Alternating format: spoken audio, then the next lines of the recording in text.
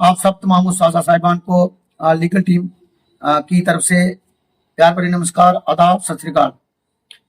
आप सबको सूचित किया जाता है इस वीडियो के माध्यम से लीगल टीम के द्वारा कि जो लीगल टीम है इसने पहले रिव्यू पिटीशन फाइल की थी ऑनरेबल सुप्रीम कोर्ट में, उसके बाद क्रिएटिव पिटीशन भी फाइल किया ऑनरेबल सुप्रीम कोर्ट में। इसके साथ साथ हमारी JNK गवर्नमेंट जो है ऑनरेबल एजुकेशन मिनिस्टर साहिबा जी हमारी जो है उनके द्वारा रिव्यू पिटीशन भी फाइल की गई है। तो मेरी आप सबसे तमाम उस्ताद साहिबान से ये गुजारिश है कि अभी जम्मू कश्मीर जो है वो ऑनरेबल सुप्रीम कोर्ट में इसका केस जो है ऑन प्रोसेस में, ऑन गोइंग में है केस जो है ऑनरेबल सुप्रीम कोर्ट में। तो लिहाजा आप सब ये बातें सुने।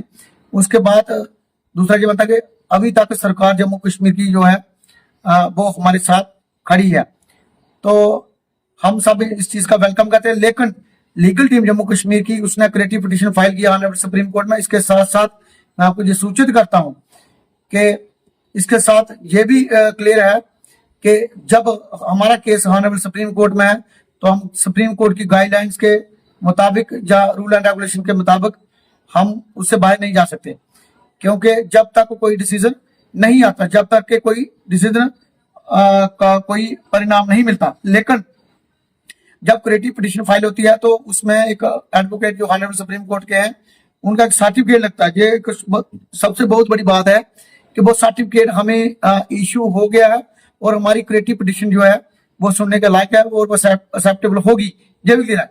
लेकिन इसके साथ साथ जम्मू कश्मीर का मैटर अलग है। मेरे तमाम साथियों से ये गुजारिश है कि आप सब जितने भी टीचर्स हैं कोई जल्दबाजी में कोई स्टेप ना लें, ताकि जो हमारा एक लीगल प्रोसेस है उसमें कोई परेशानी आए। लेकिन इसके साथ साथ ये भी क्लियर है, ये भी बता देना चाहता हूँ, उस लीगल प्रोसेस में कोई दरार ना आए या कोई उसका कोई इफेक्ट गलत ना पड़े।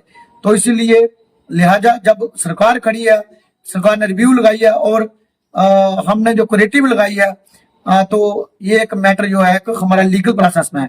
तो काइंडली मेरी आप सबसे गुजारिश है कि इस मैटर को आप खराब करने की कोशिश ना करें।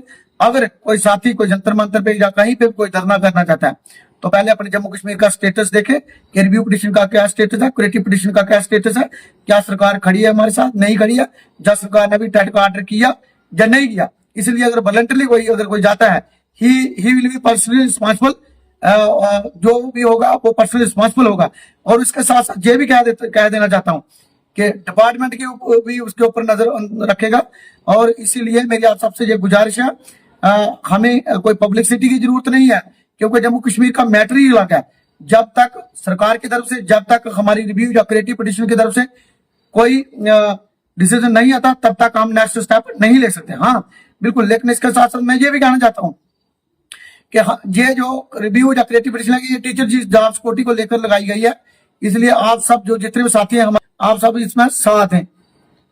और इसके साथ साथ मैं ये भी कह देना चाहता हूं जहां से कि हम जो है बहुत ही जल्द जो हमारा जैसे अभी जो प्रोसेस चल रहा है नेशनल नॉन टेट मूवमेंट, उसमें बिल्कुल एक रूल एंड रेगुलेशन से जो भी बात होगी वो रखी जाएगी और सुनी जाएगी, led by Santosh Baghel sir.